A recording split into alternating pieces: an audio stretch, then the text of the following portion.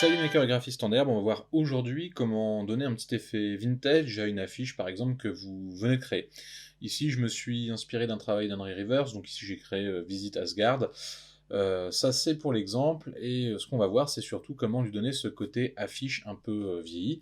Donc pour ça on va faire affichage, affichage rogné, ça nous donnera un peu une idée de l'affiche, voilà, l'affiche finale. Et l'idée, donc bien sûr, si vous avez vu le tuto précédent sur les grains, bah, ça y participe forcément dans la fiche.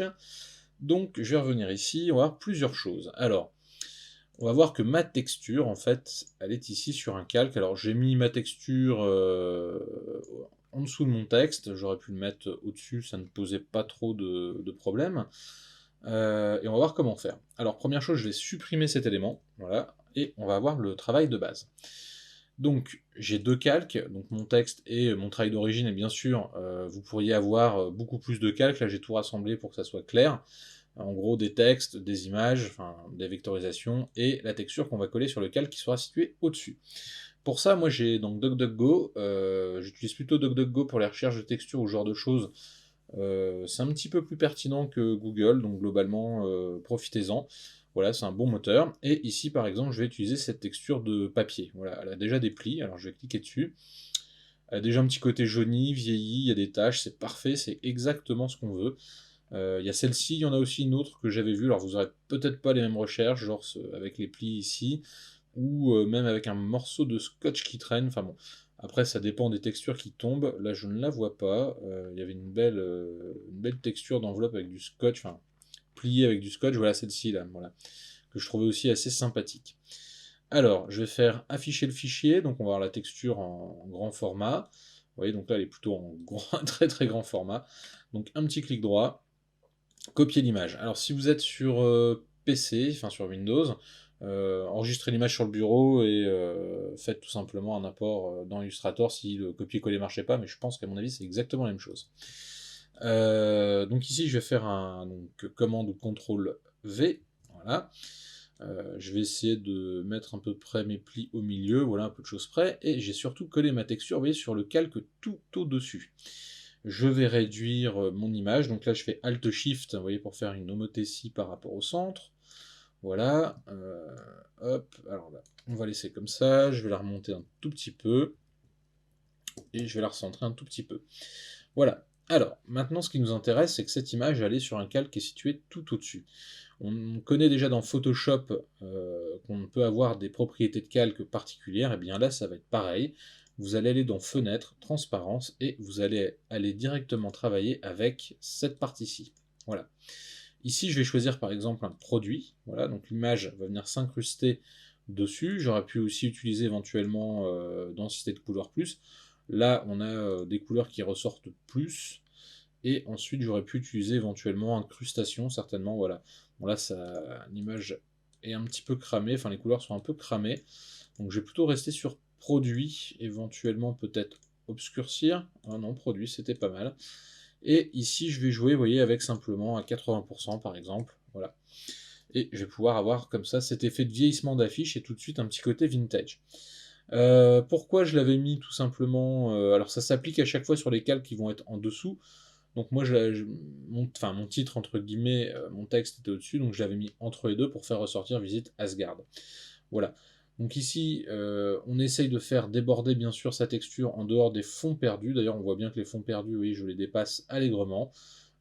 Ici, vous allez faire affichage rogné, voilà, et on a donc l'affiche qui est, on a aperçu de Final Rogné. On pourrait éventuellement, mais je dis bien dans ces cas-là, faites un enregistrement sous ou je dirais faites une copie de vos calques, tout simplement, puisque ce que je vais faire n'est pas forcément une bonne méthode.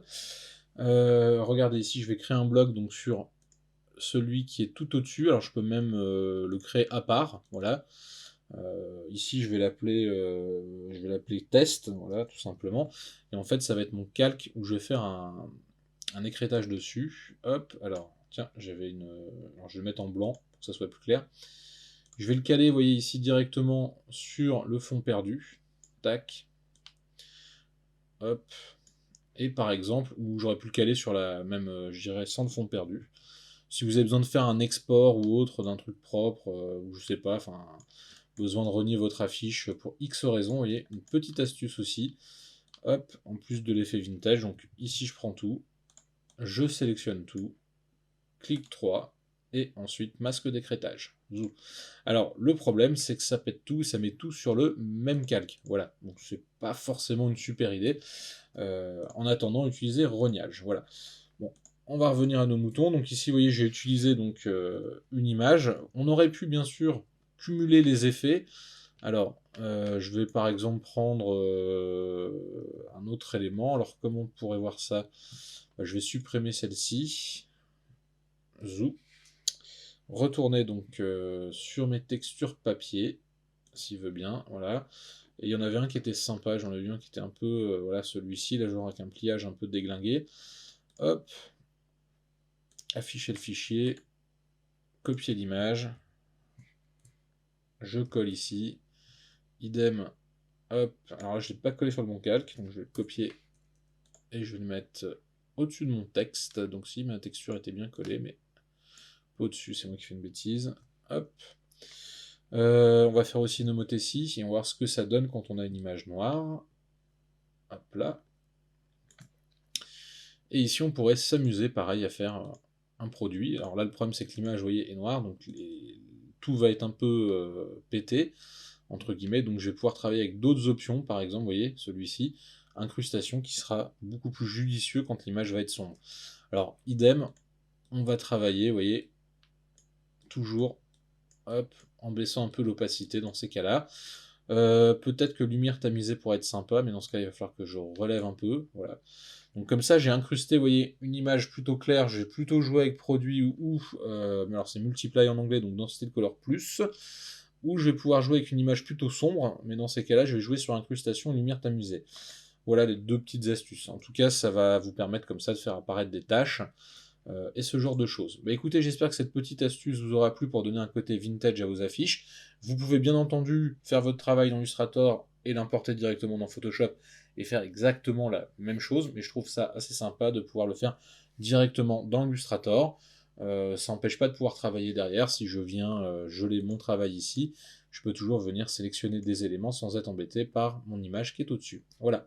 Et bien écoutez, si ça vous a plu, mettez un petit pouce bleu. Sinon, je vous dis à très bientôt pour de nouveaux tutos. Et n'oubliez pas de cliquer sur la petite cloche. Voilà, à très bientôt.